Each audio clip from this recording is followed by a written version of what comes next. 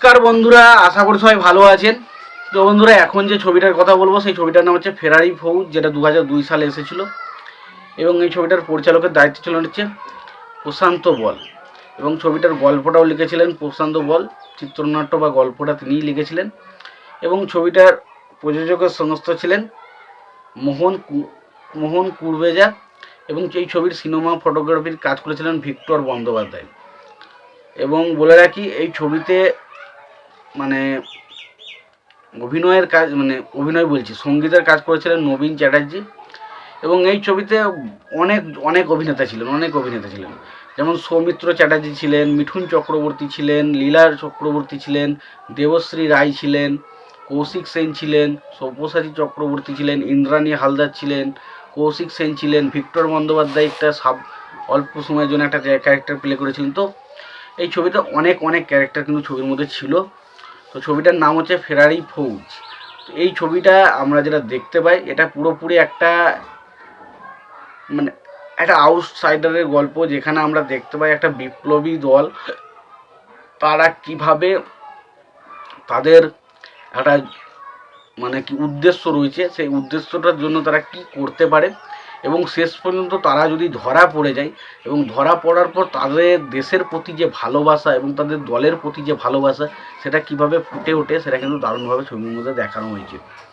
এর থেকে বেশি কিছু জানতে গেলে আপনাকে সিনেমাটা দেখতে হবে। দেখুন, প্রথমত আমি বলবো, এখানে পারফরমেন্সের কথা যদি বলি, দেখুন মিঠুন চক্রবর্তী এখানে অশোকের ক্যারেক্টারটা প্লে করেছে, এবং মিঠুন চক্রবর্তীর স্ত্রীর ক্যারেক্টার প্লে করেছে এখানে দেবশ্রী রায়, যার ক্যারেক্টারটার নাম হচ্ছে সচি। এবং অবশ্যই মিঠুন চক্রবর্তীর বাবার ক্যারেক্টার সৌমিত্র চ্যাটার্জি। তো সত্যি কথা বলতে এদের অভিনয় এই ছবিতে দেখার মতো ছিল অভিনয় তাদের। এবার দেখুন, মিঠুন চক্রবর্তীকে আমরা স্বভাবত যে জিনিসটাতে দেখতে বেশি ভালোবাসি, সেটা হচ্ছে অ্যাকশন, বেশ কিছু ডায়লগ। কিন্তু এই ছবিটা বুঝতে হবে, ফেরারি ফৌজ কিন্তু সেই ছবিগুলোর থেকে অনেকটা আলাদা ছবি। এবং এখানে মিঠুন চক্রবর্তীর সাবলীল পারফরমেন্স ব্যাপক ছিল। প্রথমে শুরুতেই আমরা দেখতে পাই মিঠুন চক্রবর্তী একটা পুলিশ গাড়ির ওপর আক্রমণ চালাচ্ছে এবং সেখানে সেটা বোমাবাজি করছে, এবং করার পর মিঠুন চক্রবর্তীর ক্যারেক্টারটা সেখান থেকে পালিয়ে যাচ্ছে। কিন্তু যখন পালিয়ে যাচ্ছে, তখন সেই মিঠুন চক্রবর্তীর গায়ে থেকে একটা মাফলার, সেটা কিন্তু সেখানে পড়ে থাকছে।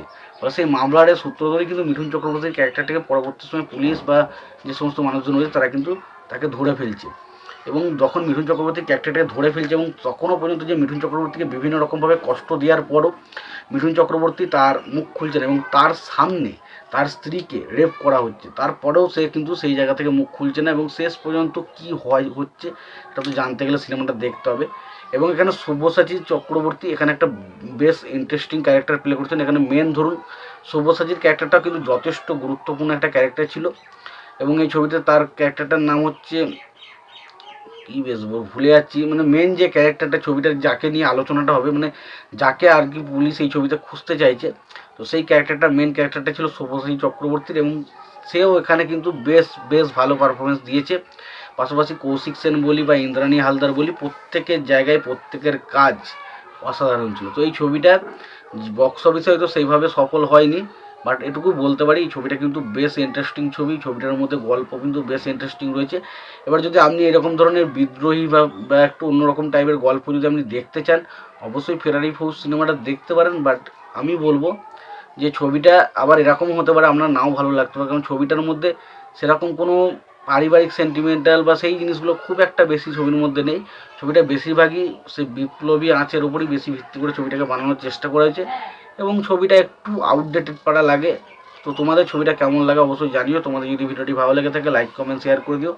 চ্যানেলটা নতুন হয়ে থাকলে অবশ্যই তোমরা চ্যানেলটা সাবস্ক্রাইব করে নিও, পাশে বেল আইকনটা অবশ্যই প্রেস করে দিও। ভালো থেকো, সুস্থ থেকো, দেখা হচ্ছে পরবর্তীতে।